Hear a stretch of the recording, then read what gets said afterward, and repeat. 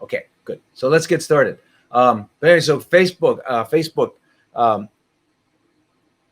you know, it's always a problem. I, I don't know if you guys have it or not, but it's always a problem. So people say I'm on a he's on a complete carnivore diet. I'm on a diet. I haven't seen any yet. No one on a carnivore diet. Have you guys? You seen anybody on a carnivore diet?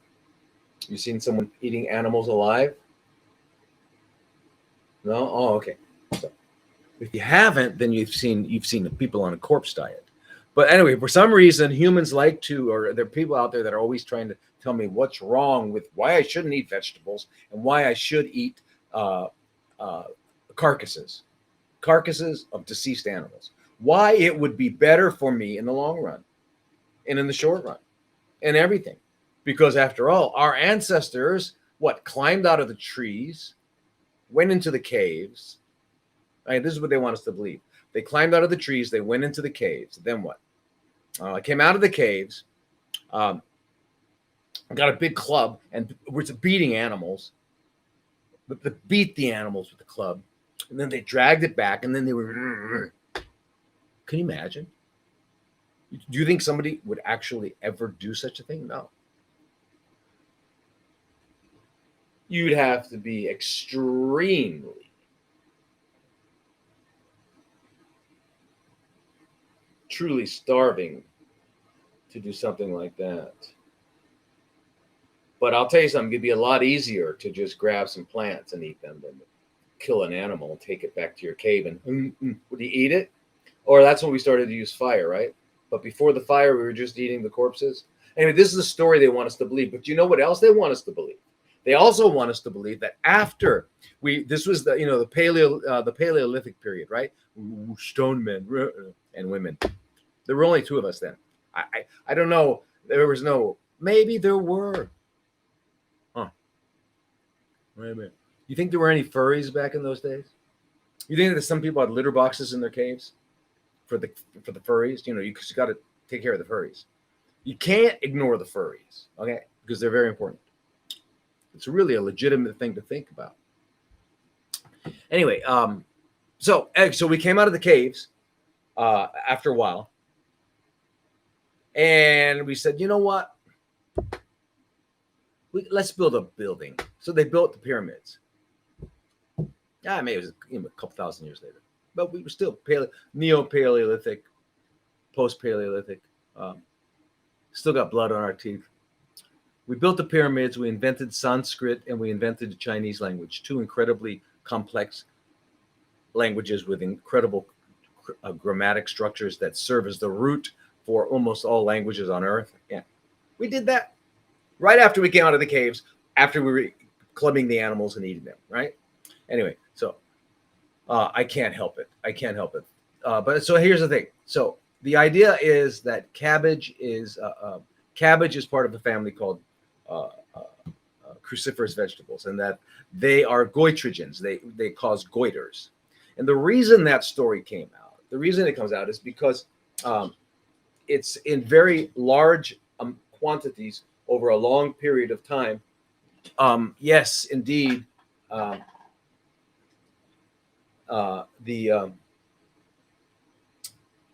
isothiocyanates, which are derived from the primary biogenic compound in broccoli, and we use broccoli kind of as the standard for cruciferous vegetables, but they're called isothiocyanates, and they call glucoraphanins are in there. And basically what these are is they're basically pesticides.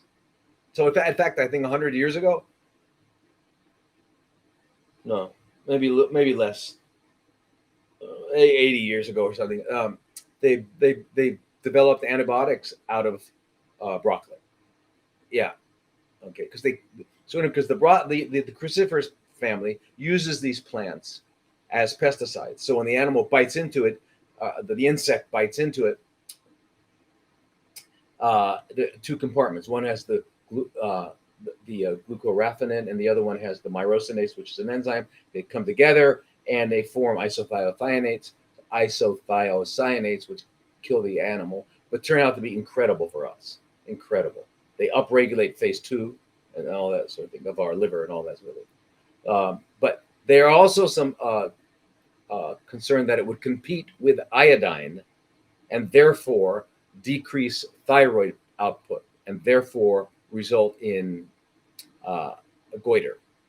Well, it turns out there was a, you can probably, I think he retired now, but his research is out there. His name is Professor Jed Fahey. He was at the, no, it was Johns Hopkins Brassica Research Lab. You know, imagine a whole lab dedicated to something that's really bad for you, right? Anyway, their studies, they did studies, PhDs, good work, published work. You would have to eat a lot. You'd have to eat at least a kilo or more a day for at least 90 days, 6 months or something, to have any effect on iodine competing with the iodine, so that to get onto your thyroid when you're making thyroid hormone. Now, but they did studies. They did studies with where they with rats, of course, but where they would make them iodine deficient, and most of us are iodine deficient. By the way, we've spoken about that many times. But because the amounts that they think we need and the amounts that we need are ridiculous. They, as you know, we're told that we need 600 micrograms. What do we need a day? Something ridiculous like that, 600 micrograms. Well, the Japanese standard Japanese diet is about 13.8 milligrams, not micrograms, milligrams, which is 13,800 micrograms. And they're saying we need 600 micrograms. They eat that a day, and they live 10 years longer than us. They live 10 years longer than us. For as long as we can measure, as long as we've been measuring, they live 10 years longer than us. So whatever they're doing, it must be okay, right? Well, that's one of them. So anyway, there's not a lot of goiters in Japan. You see goiters in where? Iowa. Where's the goiter belt in the U.S. because no iodine. Anyway, so what would one do if let's say somebody liked eating a kilo a day of broccoli? Then make sure you're taking some iodine. Make sure you got enough iodine in there. But most people are not going to eat that much. So they have done studies. They've done long-term studies. Well, the longest they did was 12 weeks, which is fairly long, to see if there was any effect on thyroid function. And they had none. So they gave people the actual extract of broccoli sprouts, which had high levels of the isothiocyanates in them. And they gave them for 12 weeks, and nothing happened. It had no effect on their thyroid gland at all. Yeah. So, but, the other thing is that that I want to, since we're talking about it, remember, I know I've mentioned this before, and it's important to mention again every week, and that is that the liver has two basic. In the liver, there's two basic phases of detoxification. One is you take the carcinogen. You take the toxin, and you try to make it water soluble so that you can excrete it in your urine or your feces, right? But a lot of times it produces an intermediate molecule that is actually can be more toxic. So, for example, that's what happens with dioxin. Dioxin is actually more toxic. The intermediate dioxin itself is it's not toxic. It's once it goes through phase 1, it becomes deadly, and that's why small amounts of dioxin in a community can wipe out the whole community. So, but it's the toxic intermediate. Anyway, so phase 2 detoxification is where it's conjugating, adding, and using glutathione and things like that. That's why the cruciferous vegetables upregulate that. All right, so it actually accelerates the detoxification and excretion of toxins, and they've done this by exposing people where they were people that in a group in China where they were exposed to benzene and some other one, toluene, something else, some other kind of really nasty thing. And they found really much higher glutathione levels in their urine and um, reduced glutathione, meaning it got, oxidized, meaning it did its job. It had to go to work and reduce something. And when it reduces, it gets oxidized. In other words, what they found in the urine shows you that it was already used. And they found high levels. And they also found that much, much lower levels of these toxins in their blood, right? And there was another one. There was a clinical trial with 50 people in China. You're right, where they found a 20 to 50% increase in urinary excretion of glutathione-derived conjugates and air pollutants of acrolein. That was acrolein and benzene. Okay, and that's because they're eating the sulforaphane and or glucoraphanin-rich broccoli derived. Okay. So that was 50 volunteers. There was another one, a 12-week placebo-controlled, 291 participants using broccoli sprout beverage containing a combination of the both the sulforaphane and the glucoraphanin, and same thing. Then they did this with men for 6 months to 12 months who were at high risk for prostate cancer. And when they biopsied their prostates later, what did they find? That everything was kind of back to normal. They were no longer at high risk. Yeah, 6 to 12 months, right? Okay, so if someone's got prostate problems, don't go any further than the garden. Okay, you don't need to actually. Anyway, and then there was Jed Fahey himself, actually. He and a group were looking at working with autistic people, not children, but autistic, I think, adults. And what they found was very interesting. Was they put them on lots of the extracted broccoli sprout, and they had increased levels of reduced, which is kind of you want, glutathione in the brain. Okay, they had enhanced integration of fatty acid beta oxidation in the TCA cycle. It just means that they had a more efficient metabolism. Protection against the redness that comes from a sunburn from ultraviolet. Okay, they had less of that. I mean, these are significant decreases. Okay, and decreases in their hemoglobin A1C and decreases in their fasting glucose. And these were like obese autistic people. Okay, so their fasting insulin went down, their fasting glucose went down. That's really good for people who have chronically fermenting cells, like this group is all about, which is the Rockefeller word. Just to remind those of you, it's your first day. The Rockefeller word is cancer. The real word is chronically fermenting cells. Okay, we don't like to use that word, the Rockefeller word, because it scares people on purpose. Standard of scare. That's what they have. Standard of scare. You all know that. You all know, anyone who's been to the hospital, either as a person themselves, that's what they call patients, or as accompanying someone there, you know that they are very adept at scaring people. They scare people into agreeing to do things that they would never do, like have body parts removed, like get ionizing radiation that the radiologist is in the other room behind several levels of lead, and so is the technician. What's wrong with it? All right.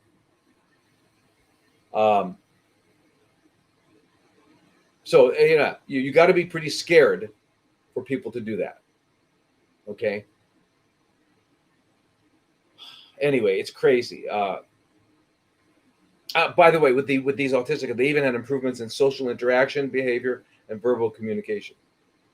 So, I mean, from broccoli sprouts, but these are bad for you. No, they're not bad. So your cabbage. By the way, if you're cooking your cabbage, which I agree, cooked cabbage is very good. When I grew up, I'd eat cooked cabbage with butter all over it. I loved it. Yeah, but you can use other things. You can use olive oil. You can use other oils, and put some sea salt, and there's ways of making it still delicious if you want to do that. And you don't have to cook it. You can dehydrate them, right?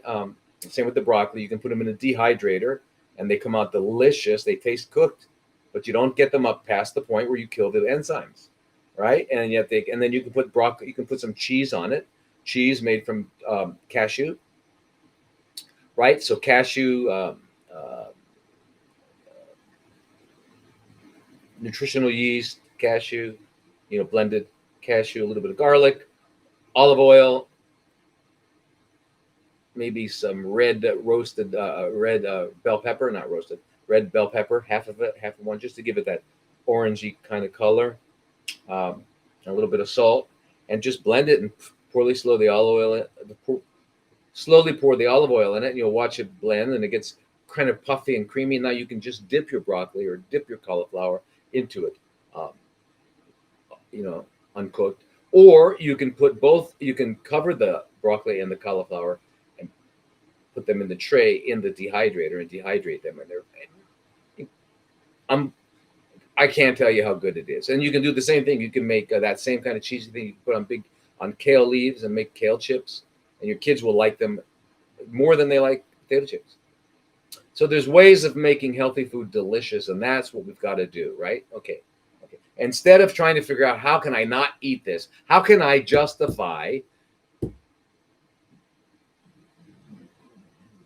whatever it is you're doing that you want to keep doing, you're going to look for a reason why doing the other thing is not going to be good for you, right? So, for example, I'm sure, like some very creative person could justify coming up with shooting heroin or snorting or smoking crack, or I don't know. It'd be pretty hard to come up with justifications for those. But in terms of eating corpses, I'm sure we can. But remember, just when we were back eating corpses, we built the pyramids and invented Sanskrit and Chinese. You remember that? So, but if you think in terms of biblical times, you realize that before the flood, when people were eating Genesis 1:29, verse 129 food called the Adam and Eve diet, which was uncooked plants, they averaged 912 years. And it wasn't until after the flood when they started to eat dead animals. You know what God said, right? I'm going to paraphrase this, but God said, we're going to act like hyenas, might as well eat like hyenas. So people started eating dead animals after Noah, and within 5 generations, the length of days was 120. Today, if we make it to 90, we've got diapers on and tubes coming out of our noses. All right, so anyway.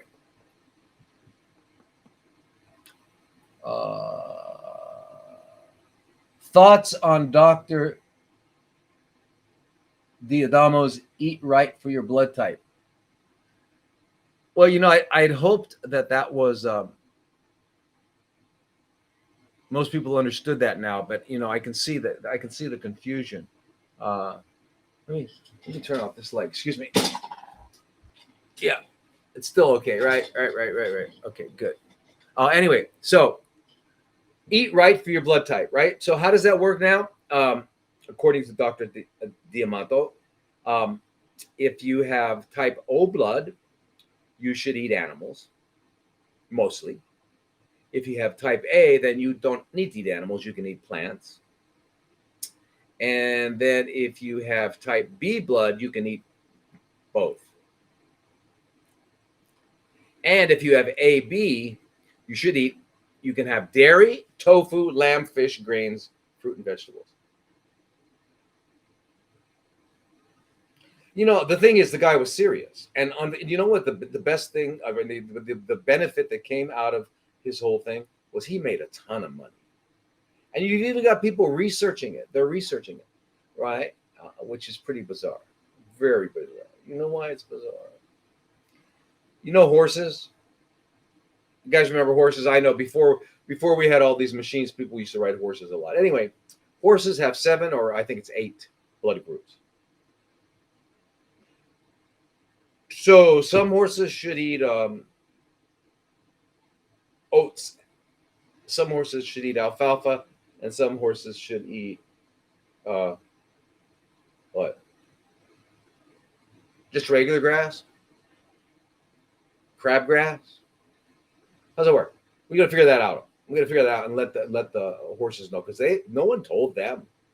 They've been eating naturally all these millennia, centuries, whatever it is. Yeah. Anyway, that's the horses, and but they've got 7 groups, and dogs have 13 blood groups. So how would you divide them up? Some should eat. Well, dogs are scavengers. They're not carnivores. They don't necessarily need to eat animals alive. They're not obligate carnivores the way cats are. So you could give. So some dogs should have broccoli and salad. Other dogs should have, depending on their group, should have lamb and seafood. Oh, no, I'm just making this up. Like they did. All right? Like they did. Okay. Now, by the way, chimpanzees are 99% same DNA as us. Are predominantly type A. And of all the great apes, the chimp, the orangutan, the gorilla, bonobo's a chimp. Only the chimp eats any flesh. And he's basically type A. That's very weird, right? Okay, so anyway. But the flesh, and remember, the chimpanzee only eats about 5% of the diet is flesh.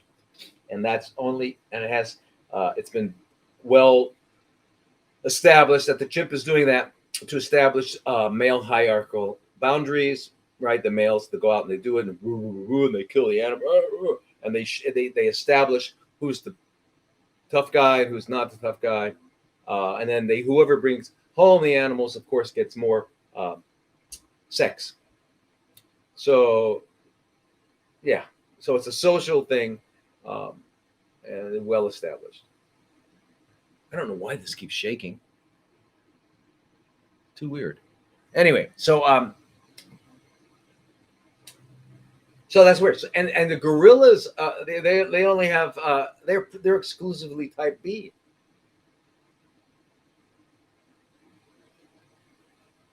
Which means they should be having some dairy and some seafood and some. I mean, we were 98, pretty close, same. It's the orangutan that have like us. They have the A, the B, the AB, and the O, right? And they're complete vegetarians. Anyway, just to let you know, there was a great story. Where was it? Not a great story. Great study. Where was it? Found this good study. Anyway, it was published in Journal of American Medical Association, JAMA.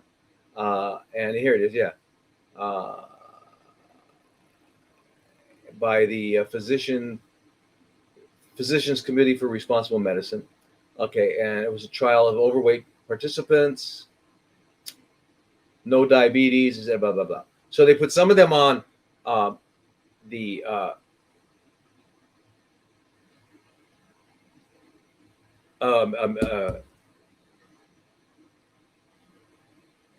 a meat diet.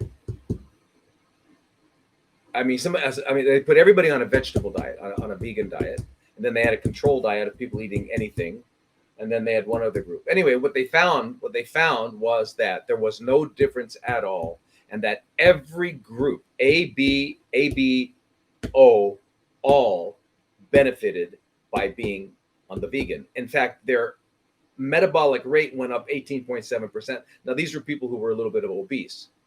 Every one of them benefited. Even the O's benefited.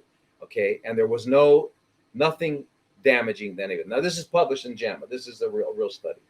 Okay, so that I mean, so I don't think much of that. I think people need to understand that there's going to be a lot. You know, what I mean, like they're telling us. I promise, I'm going to talk about oxalates sometime because that bothers me. In fact, I wrote an article on oxalates once. It was in the Townsend letter in 2015. If you read it, called Green Smoothie Bliss. And I wrote it because I was so pissed off at this guy who had written an article in the Townsend letter. I don't know if you've heard of it. Townsend letter back in January of that same year, talking about how dangerous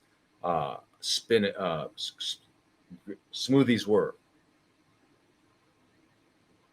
right? How dangerous they were, and because of the oxalates. Anyway, causing stones and stuff like that. So I wrote an article. So I did that one. So if you want to read that, it's in December of 2015, Townsend letter. But I'm gonna expand on that. Anyway, I just want you to know that we're designed for plants. We're not equipped to kill all that. Oh, by the way, one other thing about the blood type diet is that it's based on the assumption that this is D'Amato's theory. It's based on the assumption that type O was the original blood group and that somehow A and B came out of them. And O was at the time when we were just coming out of the caves. Remember back in the day, just before the pyramids, we were coming out of the caves, just eating animals, and we had type O. And then when we settled down and got farms and things like that, well, then we developed type A. It just type A blood. And then a little bit later, we got AB. Yeah. Anyway, so it turns out when they do something called phylogenetic networking, where they look at the different species and all these different things, and they're looking at the nucleotides, right, which are part of the DNA, and the nucleosides, and they're looking at the sequencing, and they're trying to figure out how things came to be, because thinking of the word and term and understanding of evolution, they find out that actually A was the fundamental group, not O.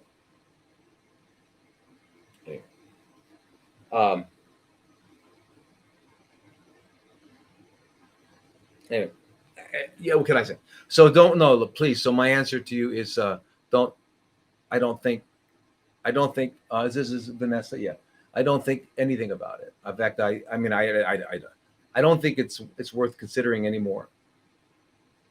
Okay, so what is the best way to detoxify the liver? Okay, well, here is one of the beauties. One of the blessings of being a biological entity created by divine intelligence.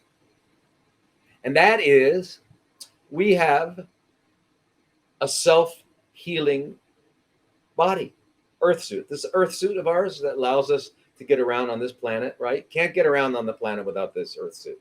Got to have it. And if not, you got to wear some other special apparatus.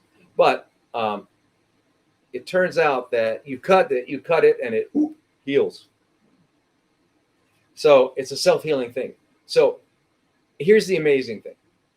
If you look at it in terms of function, so when the body is busy eating, digesting, assimilating, and all that, it's most of the energy is towards that. So if I just ate a meal, my body's kind of in that mode, breaking the food down, absorbing it, putting it where it needs to go, blah blah blah, and things like that. Very little energy is towards cleaning up metabolic waste and stuff like that. It's still happening at a level, but not fundamentally. And it's when I stop eating, and it's finally all been digested, all been assimilated, all been there, all done with that. Now the body goes in full on its spring cleaning, and it cleans everything intracellularly, autophagy, gets rid of old cells that can't make it anymore, apoptosis. And if you're drinking lots of water and it comes out, and the body will heal. So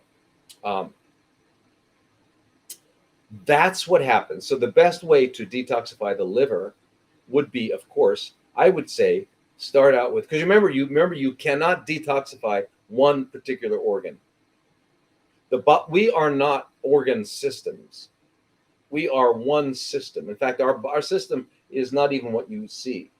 It's our mind, body, and spirit. We are one system. Okay, and they're all connected. In fact, the distinctions between them again are conceptual. The distinctions between those three aspects.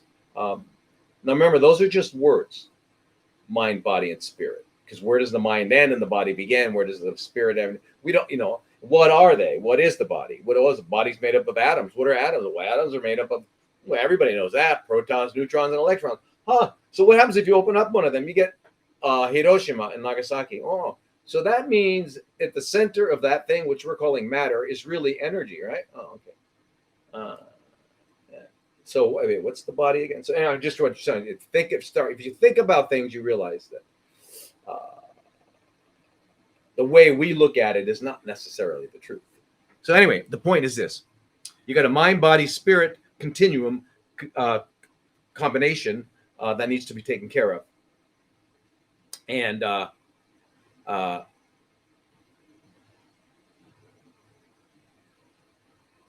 so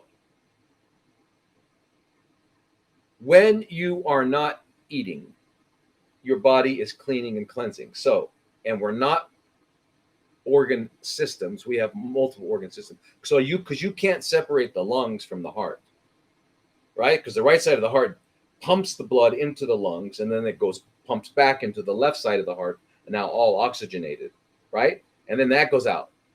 But then if there's no kidneys to clean it out, it's not going to work. And if there's no liver, and you can't separate these systems. We do that, just like we call it, just like Freud called it, superego, ego, and id, as if those were three separate things. He referred to it as the topography of the mind, and it's just a way of talking about different aspects as he saw them. He was a little, you got to give him a break. He was, back in those days, it was totally legal. You could walk into a pharmacy and just, whatever they called them. They weren't pharmacies. What they called them? Anyway, you could just walk in and order some cocaine or heroin or whatever. Anyway, back in those days, he was a complete cocaine addict. And we all know what cocaine does. It makes you think about, it's kind of been thought of, obviously, for a long time as an aphrodisiac, as a way of having sex. And that's all Freud talked about, his whole theory, right? Freud, right? He thinks little boys want to kill their father and have sex with their mother. I didn't make that up. And little girls, the Electra complex, they want to get rid of their mom and have sex with their dad. This is Freud, okay? And every dream you have, the phone ringing is some sexual organ or something. Anyway, the guy is. But I digress again. Anyway, the point is this: he used those terms. They're very good terms. They're important terms, and they use them later on. Transactional analysis. When they had the child, the adult, and the parent, and really the same thing. Just it's Freud revisited. So it's just different ways of talking it. So the mind, body. Anyway, so you can't separate it. So what I'm saying is that if you cleanse, in other words, if you stop eating and drink a lot of fluid, your entire body will clean, including your liver. Right? Your liver will now have the chance. It's not dealing with toxins. It'll be able to get rid of its own internal toxins. And you'll be drinking a lot, so you'll be peeing a lot. And you should also get a colonic, once or twice that week. And your liver will clean out. That's the best thing. That is the best liver cleanse. Water. But I would recommend is that you do this. Do a maybe if you really want to do a cleanse, do a good 1 week juices, fruit, not fruit, vegetable juices. Add a little bit of fruit for flavor. Make sure it's delicious. Followed by 1 week of water, followed by 1 week of juice. And then you go back to eating. Hopefully not back to eating bad, onto eating really healthy food. Okay, if you do that, what happens? Dehydration, ED. Can the lungs heal after 30 years of smoking? The body heals, yes. Uh,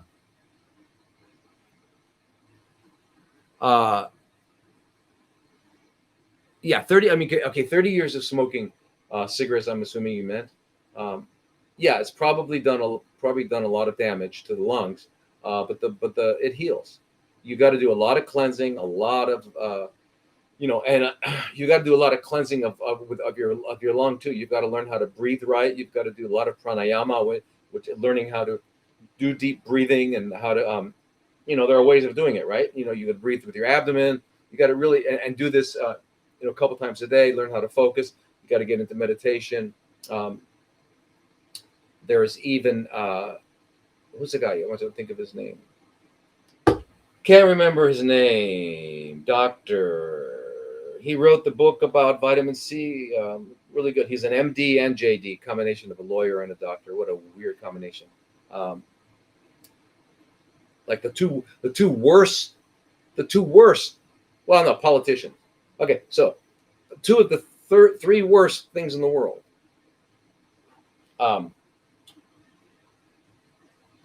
Anyway, he talks about hydrogen, real, low dose pharmaceutical, 0.03%, which is 0.0003, hydrogen peroxide, pharmaceutical grade nebulizers, right? You can also nebulize colloidal silver, real colloidal silver,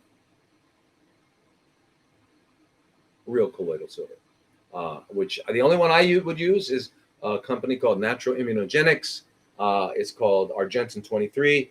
You can get their Sovereign Silver as well, but because it's the real deal. It's the real deal. It does not coalesce. It does not cause Agoria or any of those other things that you can get from. Anyway, but you can do that. So the things you can help your lungs with. There are also lots of essential oils that are really good. Yeah. So yes, you can heal. The body will heal. It's fantastic. It's amazing. All right. So I have swelling in my neck. It's soft to touch. It doesn't affect my swallowing. Any ideas? Well, I don't know where your neck. You mean here? Here. Doesn't affect your swallowing. So you mean around here? It's soft, swelling. I don't. Really hard to say. I mean, if it's like up in here or down along here, and it feels like little nodules, it's probably lymph nodes. And lymph nodes can swell up when they're doing their job, right? When they're evaluating substances that have drained from tissues, right? So you have a sore throat, you have, some other dental thing like that. It'll drain. You remember 10% of all the fluids from tissues go through the lymphatics. 90% go through the veins back to the heart. So the lymphatics are there to bring it to the lymph node, so the lymph node can evaluate whether it's a problem or not. And if it's a problem, an immune response will be instigated. And that's what so if you're talking about a lymph node, that's it. If you're talking about just swelling, I don't know of other kind of swelling. I'm not sure what other kind of swelling you mean. So if you could be more descriptive, ask me again, and I would love to answer that. How to lower ferritin levels until ferritin iron ratio is correct. All right. So yeah, I think a lot of people have heard me talk about the ferritin to iron ratio. You want it to be around 1 or 2 at most. If it gets up to 5, you got to think of the chronically fermenting cells somewhere going on. All right. So that's important to keep in mind. Now,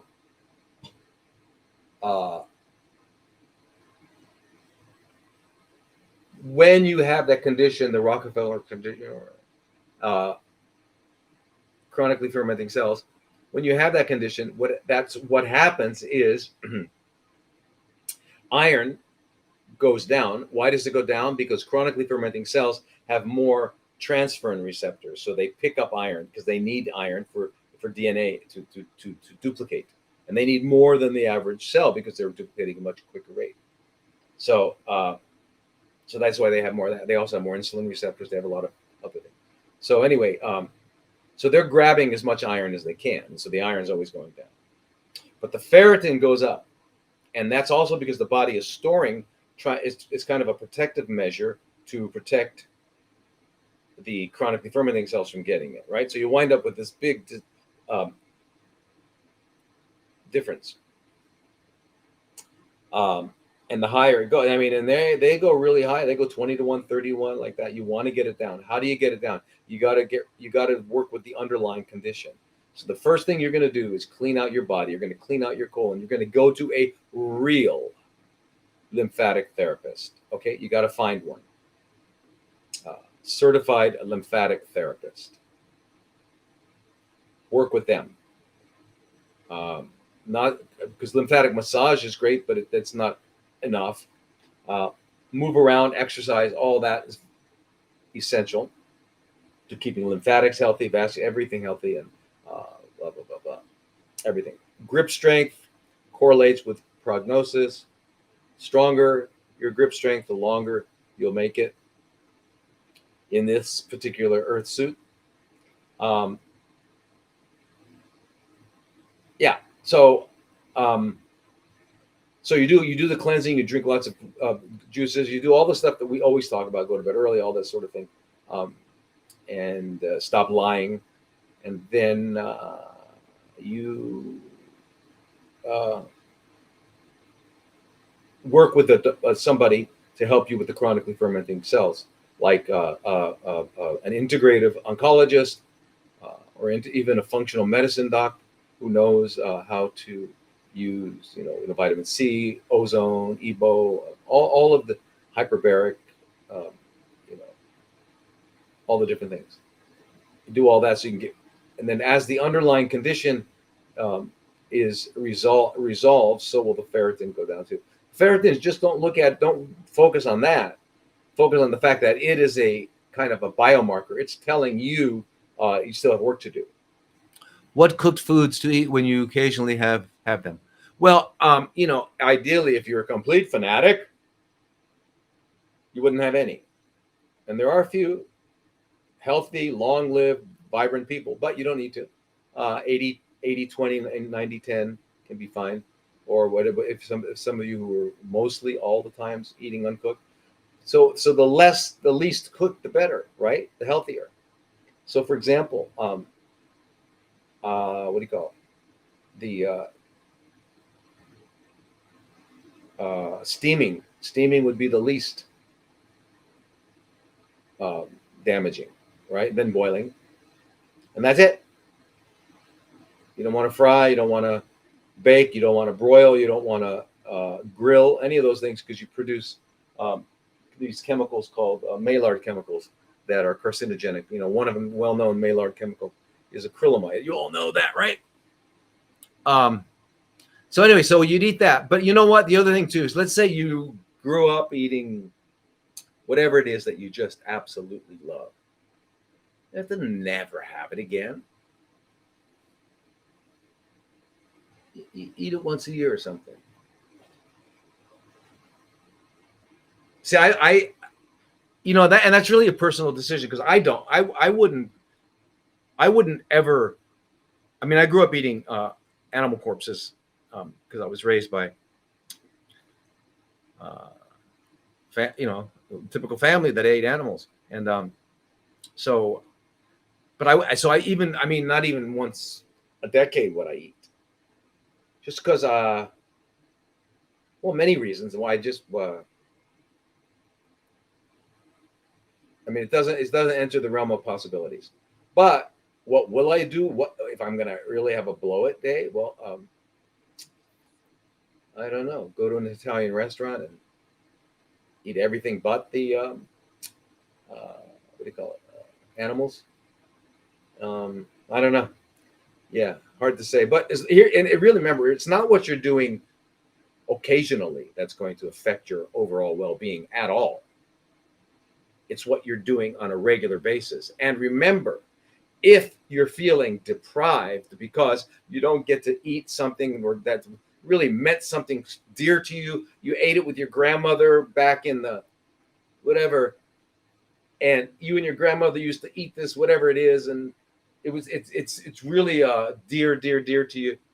Eat it, enjoy it, love it. And if it's something that's probably not healthy for you, don't do it a lot. Do it once a year, twice a year, or something like that, but do it, and whatever. But remember, because if you're feeling deprived, you're suppressing your immune system. If you're suppressing your immune system, you will not heal. You can't heal.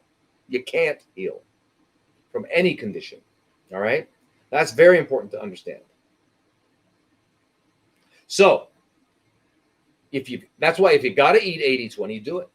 I mean, I've had people here in Thailand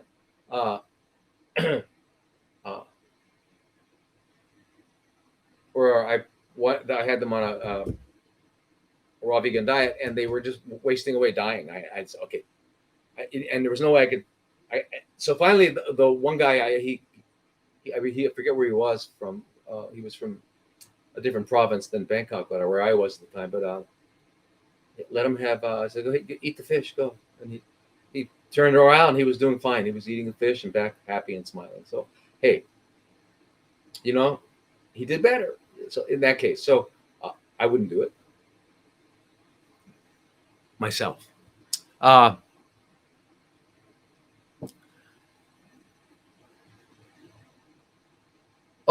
Okay. So IGF-1, a doctor recommended shutting it down completely.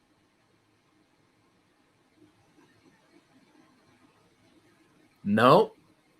Okay. IGF-1 for everyone is it stands for insulin-like growth factor. Our pituitary glands make growth hormone. Growth hormone circulates when it gets to the liver. The liver converts it into 5 different molecules: IGF-1, 2, 3, 4, and 5. The most active is IGF-1, and it's the IGF-1 that pretty much tells you is the work of your of growth hormone, your level. So if someone wants to test you for growth hormone, they don't test you for your growth hormone, which is secreted mostly in the middle of the night. So because you'd have to, but and within 30 minutes, it's already been converted into IGFs. So we just when we're looking at growth hormone, we check for IGF-1. Well, what does IGF-1 do? IGF-1 will bind to IGF-1 receptor and an insulin receptor, and what will it do? It will stimulate the cell to start dividing, to grow. That's why it's called growth hormone, right? So growth hormone, they call it growth hormone only because, and that's its predominant effect with children, with people that are still growing. But once you've grown, you're not growing anymore. So it's the healing hormone. It's how your cells heal. It's absolutely essential. You can't do without it. You can't do without any of the body. What we need to do is, instead of thinking we need to suppress, get rid of this, don't ever think in those terms. God did not make any mistakes. None. Maybe one. She had made humans. That might have been a mistake. Anyway, barring that, God didn't really make any mistakes. So you need estrogens are not bad and progesterone's good. No. And there's not good estrogens and bad estrogens, and testosterone is not bad, and whatever else we think. IGF-1 is not bad. They're all necessary.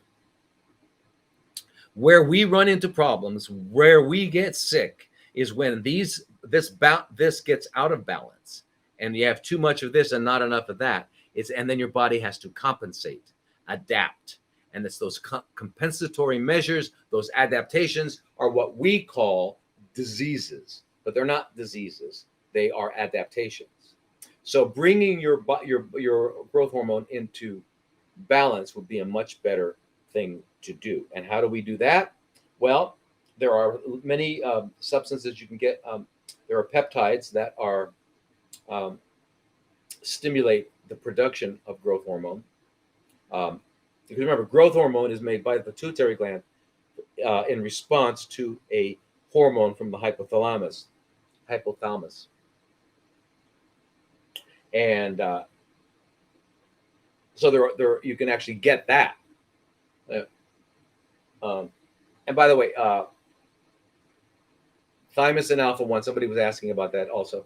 Thymosin alpha 1, yeah, and you can get that from Peptide Sciences, and you can get also there's many different kinds of peptides and other things that you can do to stimulate your production of growth hormone, to keep you at a healthy level. You don't want to go too low, just like you don't want to go too low on your testosterone if you're a man or a woman. You don't want to go too low on your estrogens, because then you wind up, so remember, it's when we start going low, and why are we going low? That's a whole talk on aging, and I'll do that another time. How can I get a consultation? You seem to be, it's really crazy right now, and I'm so sorry. I'll be back to normal in about a few weeks, because I've got 3 or 4 lectures I've got to write up and prepare for, and plus I've got all the people that are already booked. So I just don't, right now I don't have time. I just can't, I just don't have time. I don't have enough time for living yet still. I mean, so anyway, but I'll get to, and it's a really, really, really, really important. Send an email to me in detail, and let me see if I can help you. Okay, so let's go down. We were going to go down to what are your thoughts on mRNA cancer vaccine? I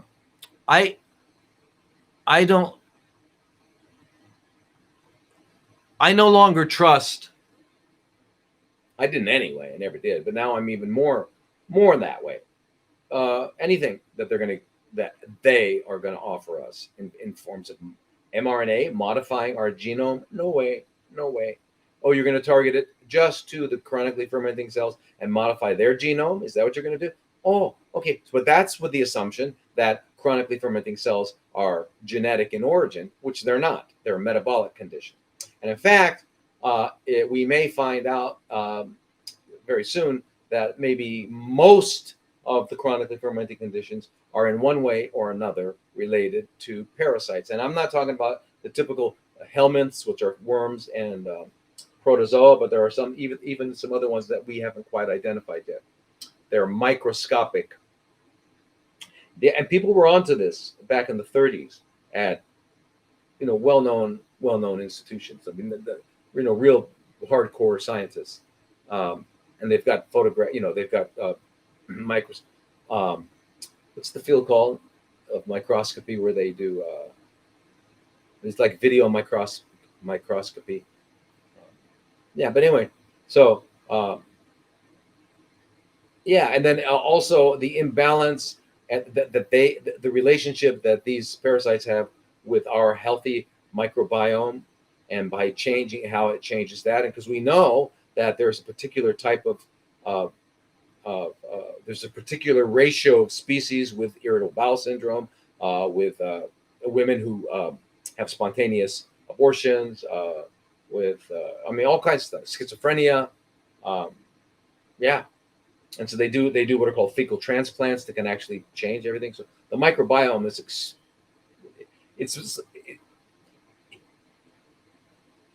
it might be everything. It might be the whole thing. But remember, it's also a reflection of our entire being. But anyway, so the parasites are a big part of that. So let me see here. Oh, Terry. Okay, so Terry, so just so I can give, I'm not going to tell anybody's name here, but anyway, so uterine cancer, hysterectomy, the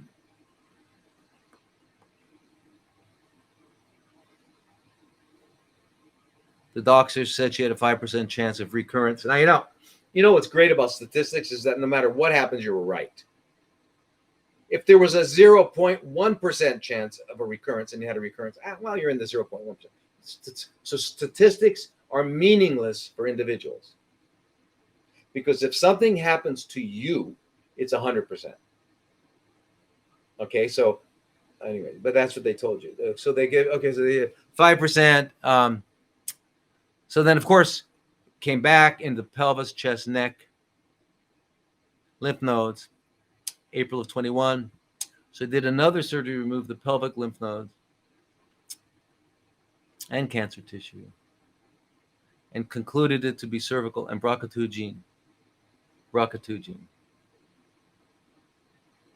Though none of my cancer was genetic.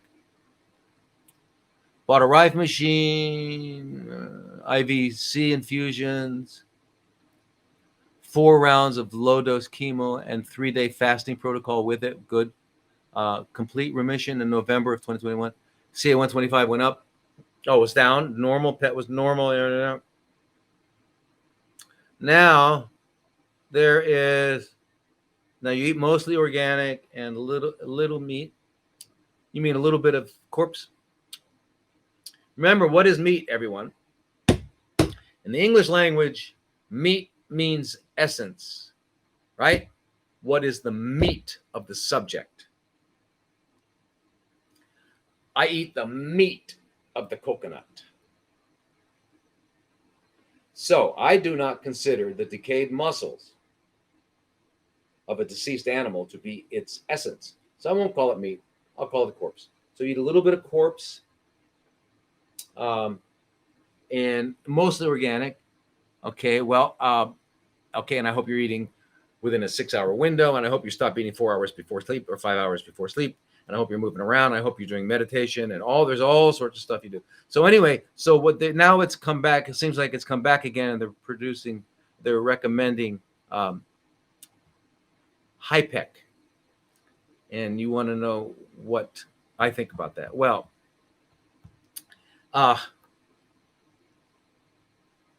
it's hyperthermia, hyperthermic intraperitoneal chemotherapy is what it is. So in other words, they want to put hot chemo directly into your abdomen. And their claim is that this way you don't get all of the systemic side effects from the chemo, because it's not going in your vein and it's not going to the entire body. Okay, so that may be true to some degree. However, you're putting extremely toxic poisons into the abdomen and hoping what? It's only going to go after the chronically fermenting cells, and it's not going to go anywhere else. That's not possible. That's a Pinocchio type wish. Okay, it's a Hansel and Gretel type wish. It's not a reality.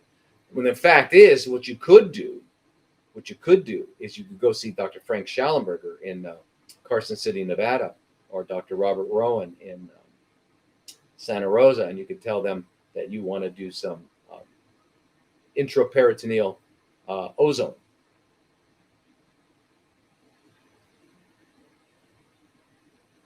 Okay, and get some ozone put in there. Go back to eating. Do a cleanse. You got to do a water cleanse, colonics, hyperthermia. You got to do all that stuff. You got to be moving around. You got to be eating just human food. But you're doing fantastic, Terry.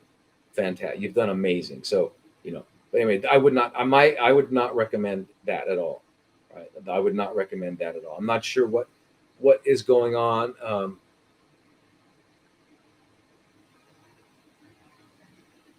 What is it you have?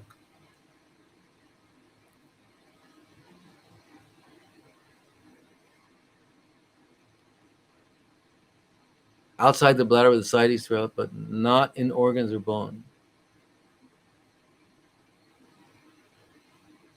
PET showed a second recurrence in abdominal lymph nodes and ascites throughout, but not in organ. Okay, so the ascites and all that, it probably means there's a couple reasons for ascites in your situation. It could mean that there are some lymph nodes that are actually blocking the portal vein, or that you've got so many that really you're not getting a lot of flow out of It's just, it's getting blocked somehow. It seems anatomical in nature, and so you got to shrink those down. Um, and the ascites, there's some medications you can take actually to keep the ascites down. One is furosemide, and the other one is a potassium aldactone.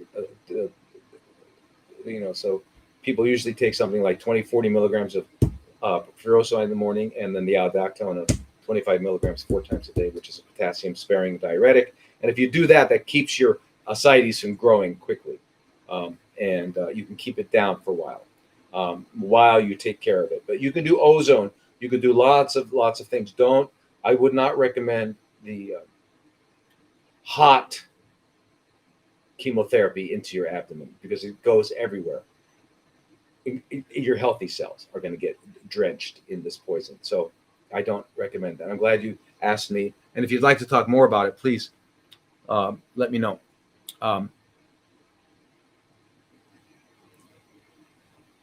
Now, here's another one. This is all website stuff. Email. Hi, is baby Thai coconut fresh water good to build blood for estrogen positive breast HER2 negative? Also, is the baby Thai coconut nutritious for protein? How much should I consume for therapeutic value? Well, a lot of, first of all, there's a good amount of vitamin C in there. Like in 1 cup of the young Thai coconut, it's actually like, if you look at calories, which you shouldn't, but there's less calories. Consider the fact that think of another electrolyte drink like Gatorade has twice the amount of calories as the coconut. So in terms of sugar, there's sugar, and a lot of the sugar is complex. So carbohydrates is 10.4 grams, and the sugars are 9. So a lot of it's complex. But it's got a lot of potassium and stuff like that. So it's really good for you, and 15% protein. So you're getting some protein. You're going to get your protein. You should get your protein from chia seeds. Chia seeds. You're going to get, you take 5-6 tablespoons of chia seeds, you put them in a grinder, and then you pour them into a freshly made nut milk. You let it sit for an hour or two, and then you eat that. You're going to get a bunch of protein, complete protein. I'm talking about all of the essential amino acids. Yeah. All right. So, so don't worry about the protein. The coconut water is good. It's actually very low in terms of for electrolyte, all that sort of thing, and it's got much less what they call calories. Someday we'll talk about the calorie myth, so don't think about it. Just realize that it's a myth. It's not calories in and calories out. It's got so much to do with your physiology, what time you eat, and all that sort of thing. So anyway. But it's got, and as I said,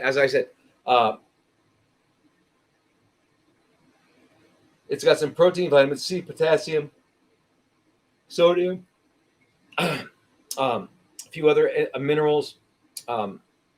It's good with electrolytes. It keeps you well hydrated. Not a lot of sugar, in spite of the fact that it's sweet tasting. Good. Here's a question by Barry. With the knowledge I have, why won't I change my diet and lifestyle to stop making cancer? I really don't want it again, yet I haven't been able to completely get serious about it. Like Chris beat cancer and others. They just stop and change. I'm not. Sweet tooth. 212 uterine, 2018 breast. Aha. Okay. Cheryl's the name, not Barry. Cheryl. Okay, Cheryl. Here's the thing. Human beings, unfortunately, we've got to be scared to think. That's why the Rockefellers use the standard of scare. They've got to scare us. We've got to get scared to do things usually, to knock us out of our habits. A few things need to happen, and this should apply to everybody too. It's not just knowing. Now, the number one thing I'd say: go to bed at 8 o'clock. Be asleep by 8. Go to bed at 7:30. Be asleep by 8. Wake up at 4. Do your prayers and meditation. Then do some reading on nutrition, and then do some movement, exercise. Movement. Go out, climb a tree, run around, ride a bike. Just to get moving. Drink some green tea. Get your day going like that. You go to bed early and you feel fantastic, and you get enough of the proper sleep. Because proper sleep is not just amount of time, it's when you go to sleep, because we are diurnal creatures, believe it or not nocturnal. And so when you do that too, you get something called willpower, and you get willpower is because you feel so good. You said, why would I don't want to eat that junk. I feel too fantastic. The other thing is you've got to learn to make delicious uncooked food, and you can make delicious. You just got to do it. But I really think the first thing you should do, Cheryl, is go to bed early. That's the big deal, and start moving around a lot. Right.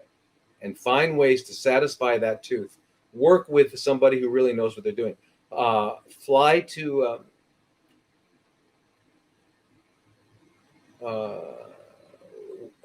New York and work with a woman that was that I worked with back 20 years ago, Donna Peroni. She's got a colon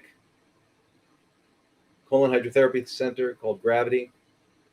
She's been a raw foodist for 30 years. Amazing, looks just amazing. But she helps people. She'll teach you how to make things good. There are other people too around, I'm sure. You just got to find out how to make it delicious. You got to read. Maybe you don't know enough. Maybe you've got to know more. Maybe you need to read some books on it.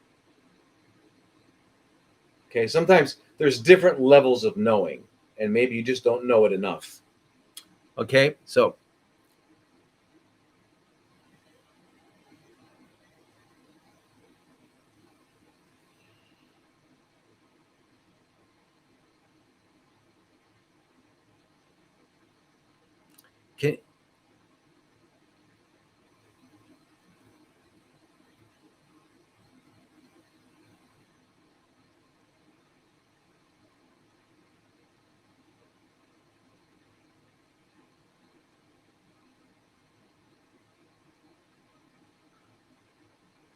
pineal gland tumor. Well, listen, okay, I just was reading something here. Anyway, it doesn't matter where the tumor is. Remember, the only difference between any of them is where is location if they started. But the pineal gland is very important for melatonin and things like that.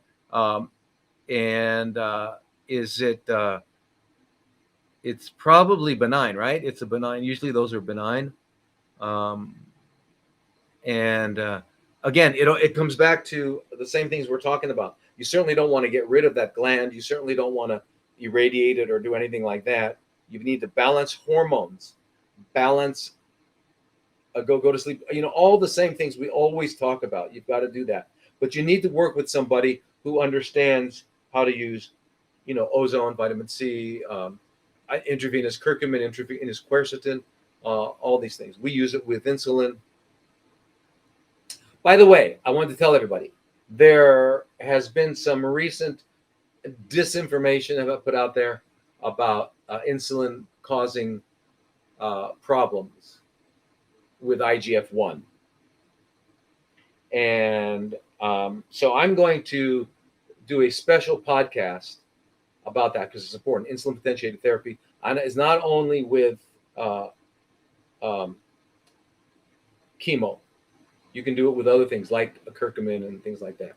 And then there's some people out there that are teaching many others that it's not good and that their proof is the IGF-1 levels. Well, I'm going to do a talk on this, and I've invited Dr. Donato Perez Garcia III, whose grandfather invented IPT, and he is the guy who's been doing it the longest who's alive today.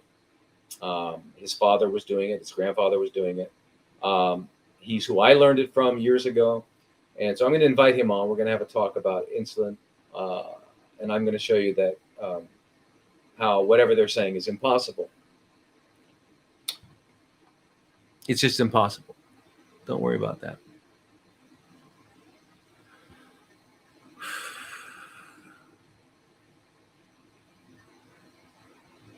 Can you please, this is from Jane, can you please advise on how to get off antidepressants with strong withdrawal side effects?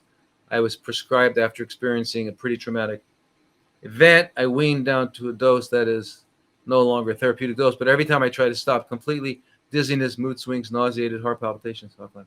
Huh.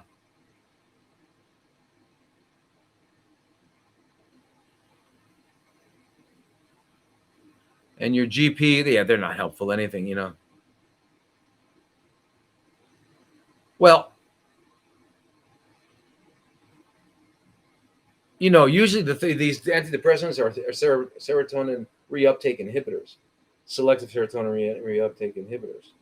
And they're just keeping more serotonin back in your body.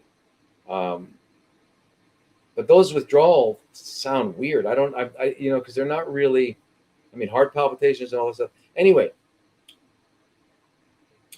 serotonin is made, 90% of the serotonin we produce is made in our gut by microorganisms. So we need to have a healthy gut biome. So that's one thing you got to work on. Cleansing, using probiotics, eating healthy food, doing all of that stuff to restore a healthy gut biome, and you'll make enough serotonin, you won't need any help with it. Okay. But serotonin, when it goes low, is when we get sad and depressed and things like that. But your dizziness, mood swings, nauseated, palpitations, and you're already on a subtherapeutic dose. What is it that you're taking? But you can get enough. In other words, you need serotonin, and you can get that from getting a healthy biome. Take probiotics, and you got to work with,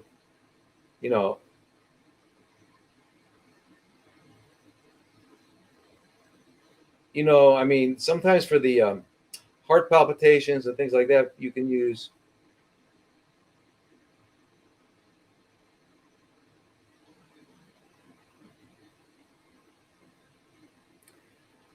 you got to tell me what you're taking, because I can't imagine that that's what they would do if you're already on a subtherapeutic dose. You just can't get off it. It's weird. There's got to be something else going on in your situation that I don't know about. So let's communicate more. All right.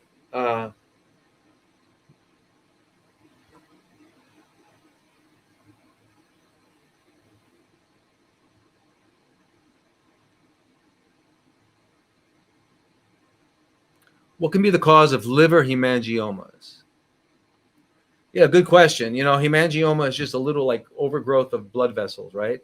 If you've seen people, or you might have yourself some these, they call cherry angiomas on your body, different places. They're like red. They're basically just like a little ball of blood vessels. So if it truly is we think of a lot of that stuff as a result to estrogen imbalance, Natalie. So that could be it. I would take a look at your hormones, but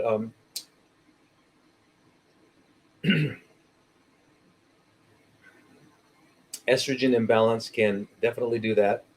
And if it is a hemangioma, sometimes what we call cysts are really just, they are cysts, but they're parasites in there producing a cyst. And so, could you have parasites? Yes. In your liver? Yes. Could that be causing a problem? Yeah. Otherwise, if you just have a small liver hemangioma, it shouldn't be a problem at all. Hemangiomas in and of themselves are not a problem unless they were really big and they got ruptured for some reason, which I don't see. It doesn't sound like. I don't know if you have a lot of them or what, but look at hormones. Hormones for sure. Estrogen is a big one.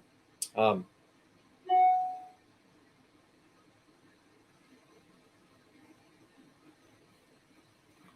uh,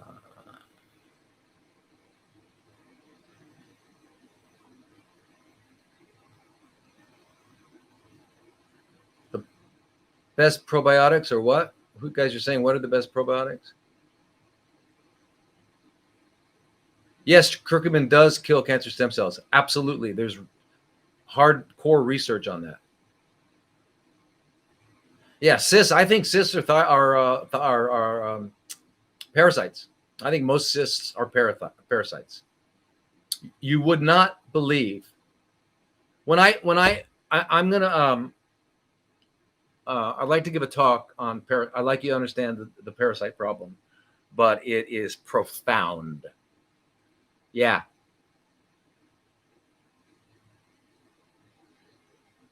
Here I'm seeing six Kathy and 6 others request to be in your live video. I don't know what that means because I don't know how to do that. But here's the thing. Everybody. I don't know what people are doing, but they're hacking me now and stuff. It's so weird. I don't know. Why would someone want to hack me? What are you going to get from that?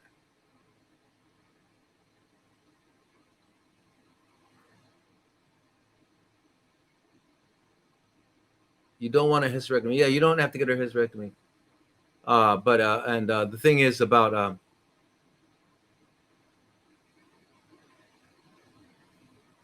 so good probiotics. Here's the thing. What I used to when I'm in the U.S. I use Ultimate Flora because it's got like 150 billion and 40 species. Because you need a lot of species for them to develop an ecosystem. But more important, what studies show, what's more important than the probiotic is the prebiotic, because you can put your good healthy bacteria into your gut, but if they don't have the food that they need, they won't survive. And so you've got to be eating a healthy diet.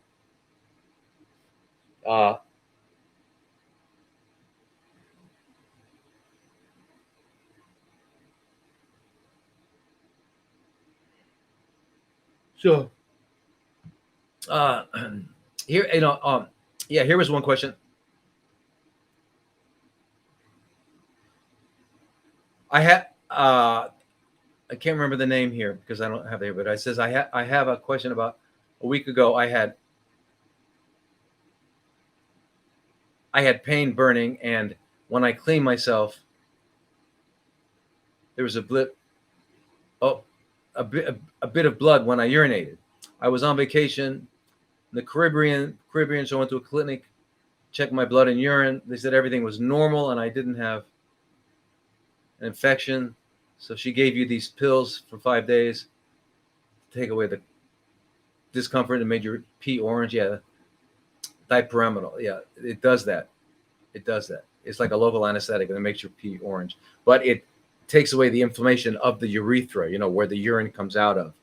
So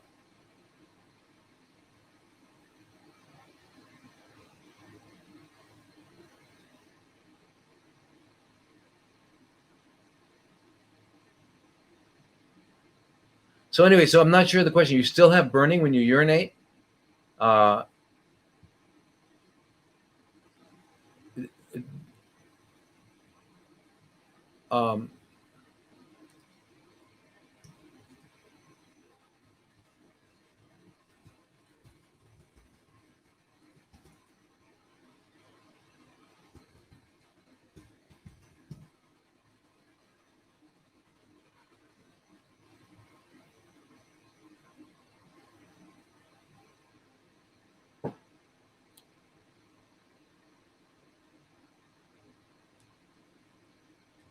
Anyway, is that the? No.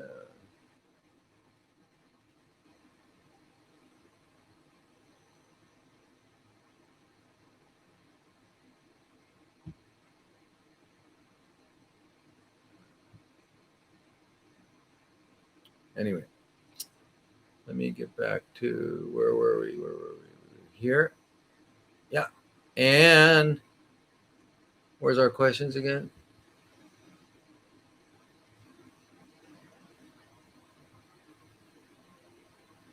Oh, here we go. Yeah. Okay. Go. So anyway,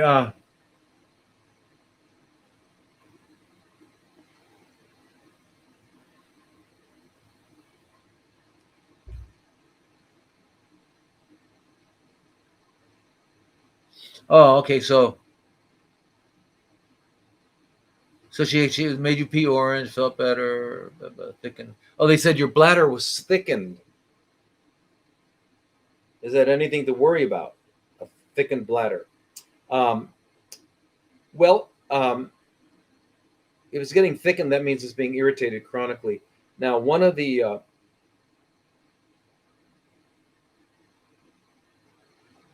one form of bladder, chronically fermenting bladder cells, is from a parasite, schistosoma.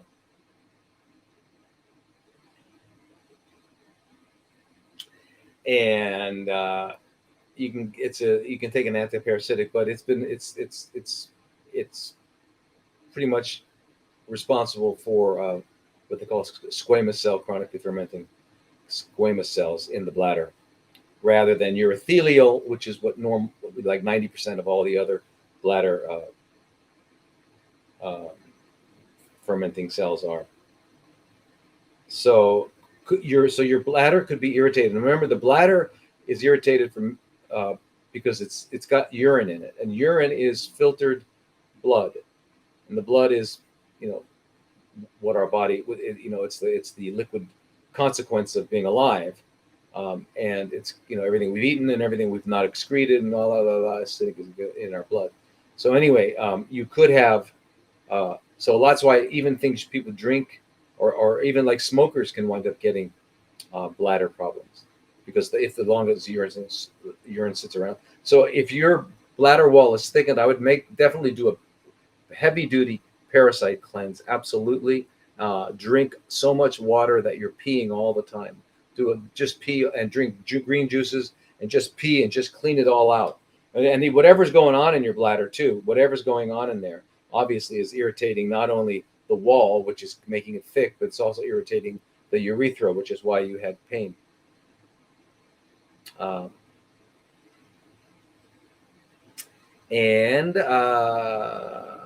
Yeah, but I would just drink, like, do a 3, 4, 5, 6 week juice cleanse, and you can do that while you're working, and just still and drink like 4 quarts a day, 5 quarts a day, until you're just peeing all the time. Keep that bladder clean, and it'll heal. It'll heal. You don't have to heal. You can't. No, we can't heal things. Things heal when we don't disturb them. All right. It's not a doing. It's a happening. All right. So I had a question. My boyfriend had prostate cancer 2 years ago. He recovered, but he just doesn't take care of himself. He barely exercises, eats red meat at least 5 times a week, never eats fruits or vegetables. I'm concerned his cancer will come back. Is there anything you would suggest as a number one thing to get him to do? Well, sadly, that he's probably not alone. And you're not alone with people like that. Really, the thing about helping other people wake up is you've got to get their attention first. So you're in a position to get his attention since you're his girlfriend. So, but unfortunately, like I mentioned earlier, most people don't wake up until they're scared. They need to get scared. They need to be told something nasty is going to happen. La, la, la, la. See, the problem is, if he's feeling okay, then he's thinking, why should I change anything? Because I feel okay. So somehow we've got to get him to do something like, hey, let's tell him to do you a favor. Say, you and me, let's do a 2-week juice cleanse. Let's just clean our bodies out. Then when you go back to your life, I'll go back to my life. Let's just do that. Get started. Let's do a 2-week juice cleanse. Drink nothing but juice and don't cheat. Let's do it for real. If he does that, he'll get the experience of saying, whoa, I feel good. Now I know what good feels like. That's what, if you can get him to do that. Otherwise, you got to get him to, I don't know if he's a reader. Sounds like he doesn't seem to be a reader.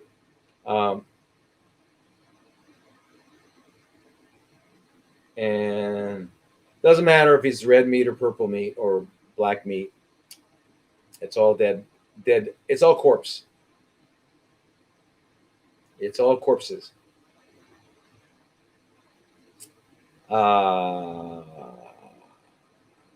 Yeah, I don't know. Sadly, he might have to run into some, or you could, I would get him to do a juice cleanse with you, a 2-week juice cleanse. And you make sure he's doing it. Let him get the experience of feeling really good. I mean, that versus get the experience of getting diagnosed again with something terrible that will scare him. I mean, that's another way. But if you can get him, if you can't get him to stop eating dead animals, it's going to really be hard to get him to go to bed early. But if you go to bed early, if you go to sleep early, everything will change. You will be able to do all the things you should do, because you will have your willpower restored.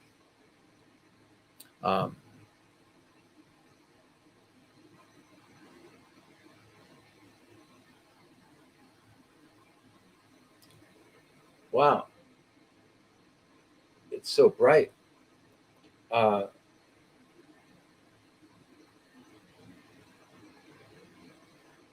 Anyways, okay. Let's go to our next question.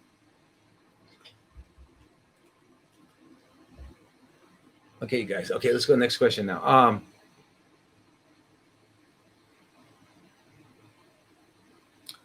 Someone here was asking about TUDKA, because they were saying that, where was it? Because they were saying that a lot of the people that follow Joe Tippin's, there it is. What is your opinion on TUDKA? Is it necessary? What does it actually do? Many Joe Tippin's followers take it. What is the best thing to do to help your liver? Green juice. Yeah. Okay. So earlier, Rachel, we talked about the best way for your liver, right, is to do that kind of cleanse.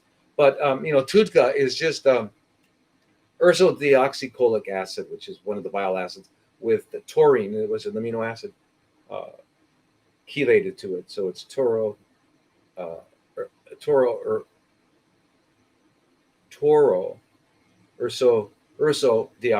acid. You can see why they call it TUDKA. Anyway, it helps the liver in many, many ways. And it helps by keeping the bile flowing. It reduces a lot of the inflammatory cytokines that are involved in chronically fermenting conditions, such as IL-6, such as tumor necrosis factor alpha. It lowers those, so it does really, really good. It helps the liver. It helps decrease the toxicity of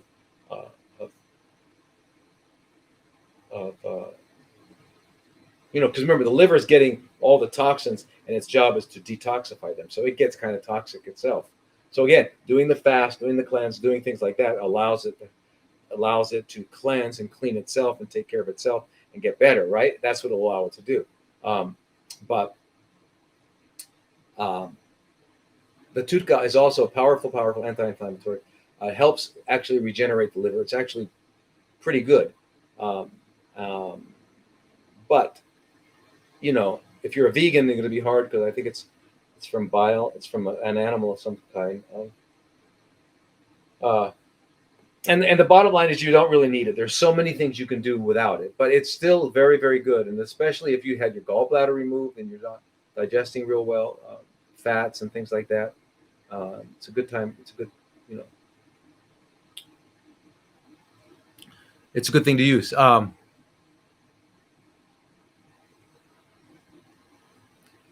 As a cancer patient, I've been taking Thymosin alpha 1 and feeling better. Yet recently, the pharmacies are not using.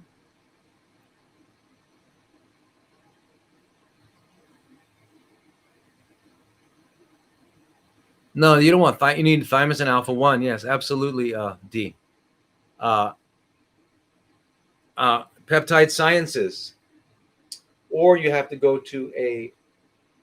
You have to have your doctor write a prescription and go to a compounding pharmacy who knows how to do it. But you wouldn't just trust any compounding pharmacy. You need a place that makes peptides because it's not the usual work of a compounding pharmacist. Compounding pharmacists would probably have to buy it and then just put it in a formula, a solution for you. But you should get it from peptidesciences.com.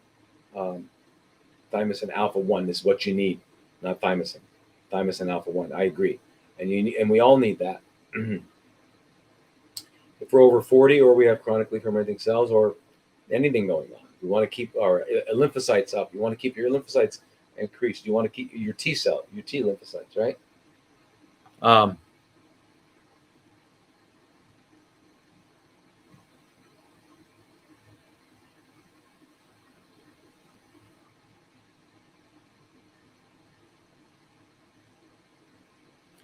Okay, so thank you. I totally agree on parasites. For someone with gallstones, this is from Daniela. Would you recommend treat the parasites first or work on the gallbladder first? No, treat the. Are you talking about a gallbladder flush, the famous flush where they use malic acid in the form of like lemon juice, or just malic acid for like 4 or 5 days to, is what they say, soften up the stones, and then they use like a cup. You drink a cup, 8 ounces of pure olive oil, and then you lay on your side, and then you wind up taking Epsom salts to drink it, and it just flushes you out, and then all these things come. So the question is, it's been called into question what those really are. Are they really gallstones? And it's very, very controversial. In fact, I've seen no evidence that it is gallstones. It doesn't have the bilirubin and things like that it should have. And it might be just the inspissated oil from the olive oil. But on the other hand,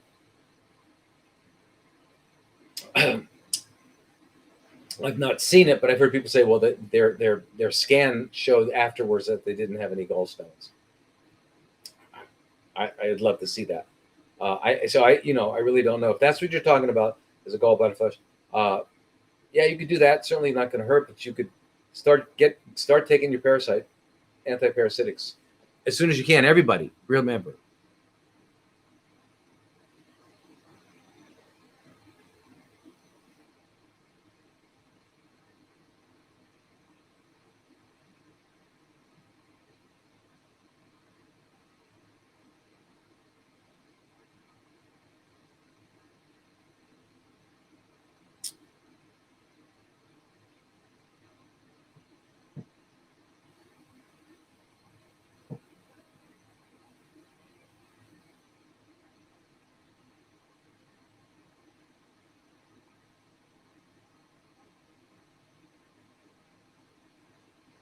So this is from Tanya. What do you think about percutaneous ablation, either radio frequency or a laser, a microwave, or for thyroid chronically fermenting cells?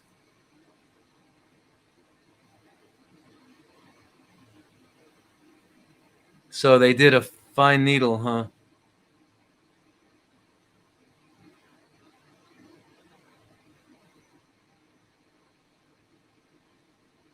You've already done your subtotal gastrectomy. Anyway, yeah. So okay. So first of all, in the future, don't let anybody put needles in you to take out you don't need a, because look, in the end, they want to take it out anyway. I mean, it's not like they're going to really come up with an answer to help you. They don't come up with answers. If they helped you, they'd be great. Okay, but they don't, and then the risk of spreading it around is not worth it.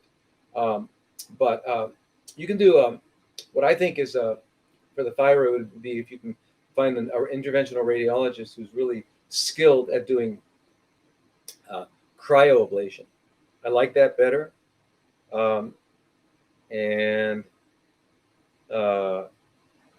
But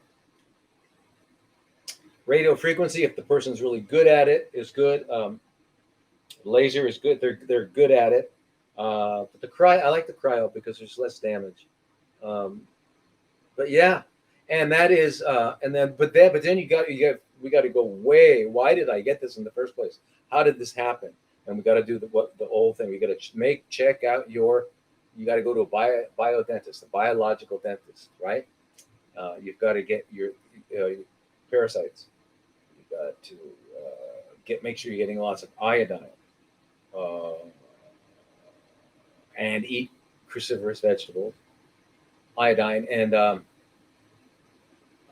we got to get your thyroid balanced. So you'll probably need, while you're doing all this, just check out so you need someone to work with you really thoroughly. It's too bad I'm not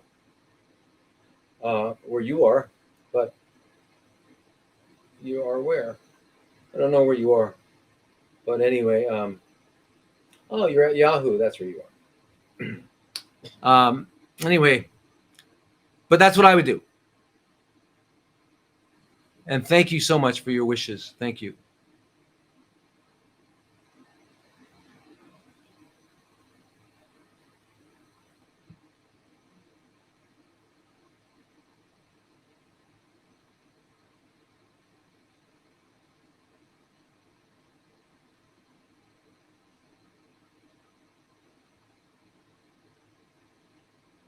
Okay, so I need your help for my 4-year-old son.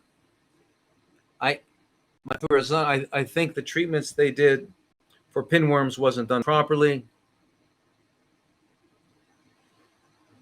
and he now has light bleeding stools when he poops.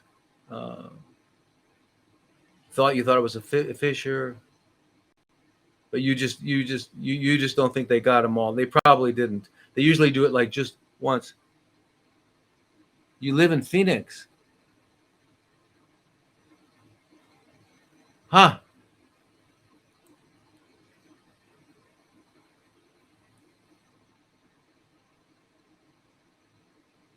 You need longer treatment for the pinworms. I agree, and that's what I would do. I would do that. I would also give him. What's his diet? Kaylee, is that how you say your name, Kaylee? We gotta work on his diet. What's he eating? All that sort of thing. And if he's got, how long has he been bleeding? The pinworms, they're, the problem with parasites. One thing to remember about parasites is that these guys can lay up to 2,000 eggs a day. So, and then a lot of the medication, like when people are talking, I see some of the chats on TikTok. People are recommending taking just herbal, like wormwood and all the different ones. But you might kill some of the adults, but you're not going to get the eggs. And that's why you do 3 weeks on, 1 week off, 3 weeks on, 1 week off, or 4 weeks on, 1 week off. You've got to do that. You got to hit them hard. You got to go, because they're deep. And you got a little boy there, so you don't want them to go deep into his into the walls of his colon. So, and that's where these pinworms like to hang out. So you've got to find a naturopath or a regular doctor who will treat him appropriately. I don't know of any. There is a guy in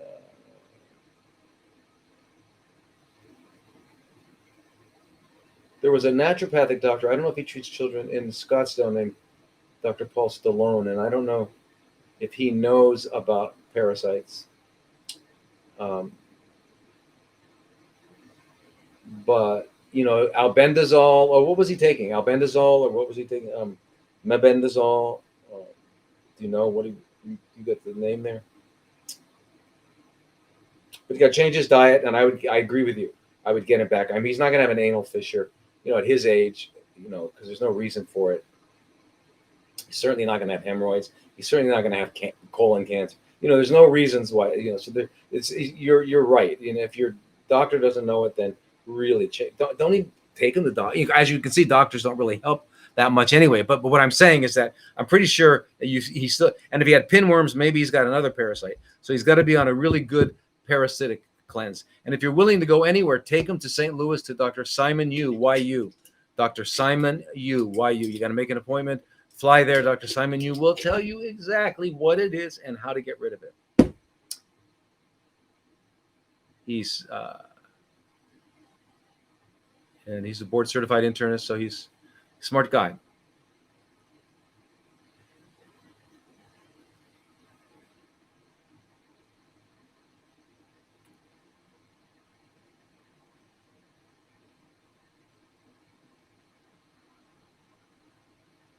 Okay, so now we are getting close to being finished. Let's go up. I got a lot of those questions answered. Let's go back up. Let's see here. Where can we? Oh, where can we get crazy? Where can we get crazy high amounts of vitamin C? Well, what I recommend is you go online and get pure sodium ascorbate powder. And remember, 1 teaspoon is 4 grams. Put about 2 teaspoons in a liter of water and just sip it slowly from 7 a.m. to 7 p.m. And you'll be getting you don't need crazy high amounts. You only need your physiological amounts.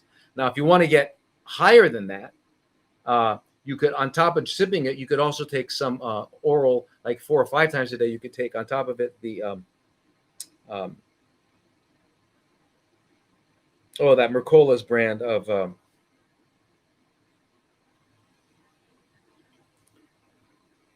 what's it called? Oh, I forget. Anyway, the lipid soluble vitamin C, because that way you can actually add a little bit more because you're absorbing it through liposomal, because you're absorbing it through your lacteals, which are your lymphatic vessels in your gut. So you actually gain more than, because you're limited to 200 milligrams per time of absorption of vitamin C from your gut. But if you add on that, you could increase it. So you could start getting higher than physiological levels. That would be a good way to do it. But yeah, you're right. Kamu is good too. Vitamin C upsets my entire digestive system. All right, so that's because you're probably taking too high doses for yourself. It shouldn't do that. But if you did it like I said, you just take a sip of a liter, a sip. 15 minutes later, a sip. 15 minutes later, a sip. So 7 a.m. to 7 p.m., you sip the whole 8 grams. You did it slowly. You won't have that effect. The other thing you could try if you're having problems, if you think that you're having problems, is the liposomal, because that doesn't, they put it into little fat micelles, and they're absorbed differently. So otherwise it can cause, if you take a lot of vitamin C powder, you can get diarrhea.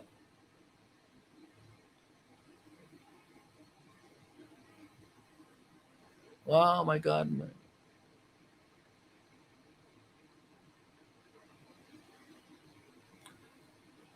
Hi Pamela. My breast cancer is being treated and has been for about 4 years following RGCC protocol. Can I get your thoughts on that?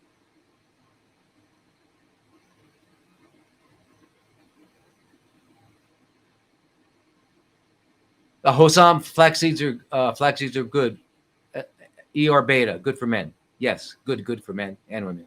So anyway, so Pamela, RGCC, I don't use them. I stopped using them about 2003, 2004 because of many reasons, but they're looking at circulating tumor cells, and they're we know that only 0.1% of them are able to actually metastasize. So that means that or 1% of them, which means 99% chance that the cells they're testing are not relevant to your situation. So that's one of the problems. And